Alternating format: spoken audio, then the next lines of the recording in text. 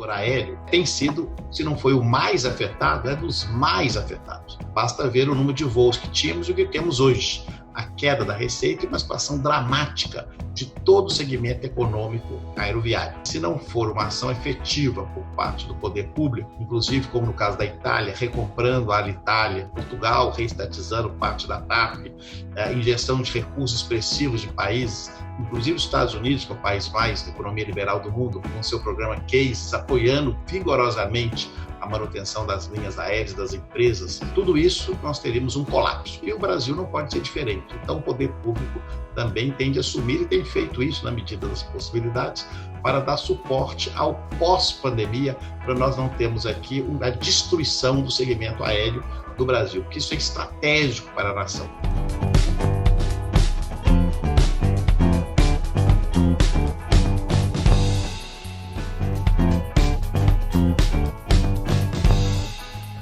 Olá, estamos iniciando mais um Logística em Pauta.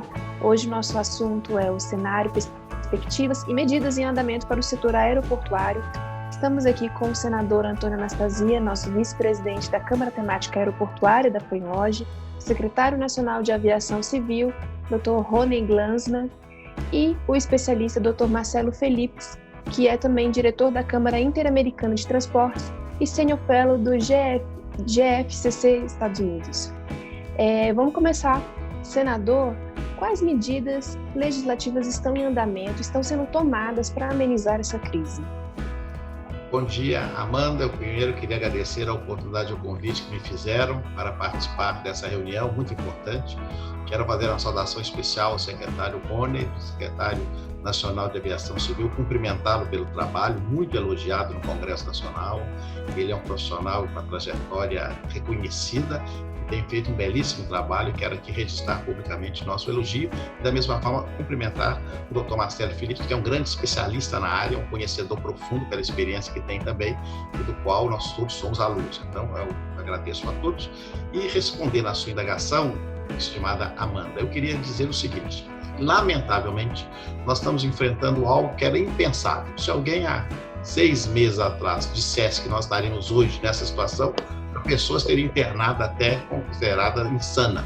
Lamentavelmente, nós estamos enfrentando algo de proporções universais e muito graves. E o setor aéreo tem sido, se não foi o mais afetado, é dos mais afetados. Ali também um problema grande de pagamento. E, em paralelo a todas essas medidas e outras menores, medidas mais operacionais tomadas pela ANAC, como liberação de slots, como a criação da malha essencial, né, como o senador muito bem colocou, nós construímos com as empresas aéreas uma malha aérea essencial para esse período de crise, né, para que a gente possa atender todas as cidades, as capitais, pelo menos, do país, ter uma ligação aérea, ainda que reduzida, ainda que pequena, mas mantém essa ligação, nós não cortamos completamente as ligações aéreas, isso é muito importante, né, para o movimento de pessoas e principalmente para o movimento de cargas, mais especial ainda com relação às cargas de combate ao coronavírus, né, como vacina, medicamentos, testes rápidos, equipamentos de proteção individual, tudo isso chega às capitais do Brasil por via aérea, às principais cidades do interior por via aérea. Importante direcionamento, né, do que está sendo feito dentro do governo. Agora a gente passa a palavra para o nosso especialista, o Dr. Marcelo Felipes, que é também diretor da Câmara Interamericana de Transportes e senior fellow do GFCC dos Estados Unidos. Dr. Marcelo, como que o senhor vê o futuro da indústria aeronáutica depois dessa crise que a gente está comentando aqui o tempo todo, que vai facilitar? Senhor senador, senhor secretário, a todos que nos acompanham, IBL, a Frente Logística do Congresso, muito obrigado por essa oportunidade. E a pergunta é, como eu vejo, depende de nós. Até a Segunda Guerra Mundial, sabe, a aviação teve uma relevância mais na área militar. Já nasce até o nosso Ministério da Aeronáutica naquela oportunidade. Um pouquinho depois, em 69, surge a nossa grande indústria, que é a Embraer.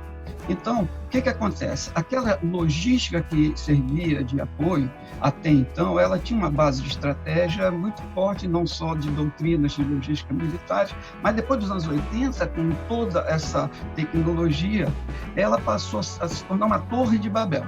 E eu tenho que explicar por quê. Cada um começou a fazer do seu jeito.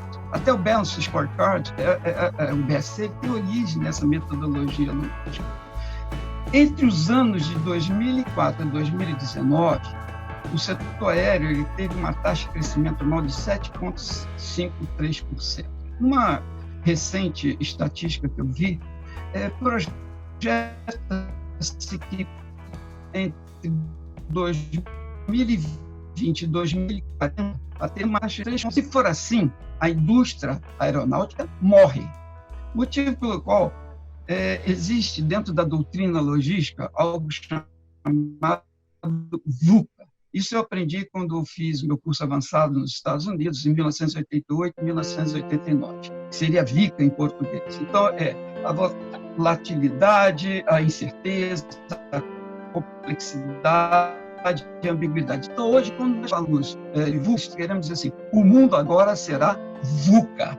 Portanto, os números estão muito pessimistas de todas essas pesquisas. Como cientista logístico, nos primeiros anos pode ter mas o VUCA vai mudar tudo isso. Brum, ele afirmou que viagens e transporte, nesses 3 meses, caíram de 41% a 48%.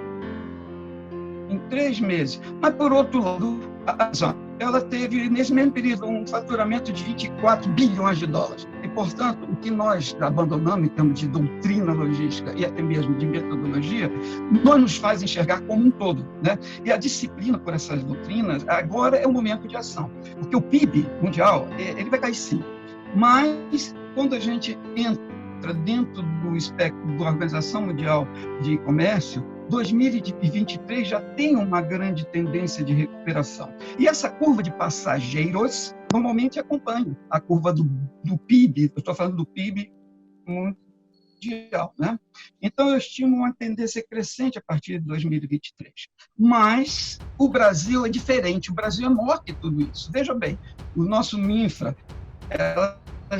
fez 5 rodadas de concessões de aeroportos, 22 aeroportos já concedidos. Em 2022 temos mais 2, supostamente 44 aeroportos. Isso aumenta fluxo e isso alimenta a indústria aeronáutica. Como o senador falou da IATA, né, ela fez essa pesquisa com 11 países e o resultado foi que 47% em 3 meses vão voltar a voar. Isso depende de uma coisa chamada confiança. E se eu reativo a aviação, eu reativo também a indústria aeronáutica. Mas vamos voltar lá em 2001, quando nós vivemos o ataque às Torres Gêmeas. Houve algo semelhante, muito terror, muita expectativa de problema, mas a realidade foi completamente diferente.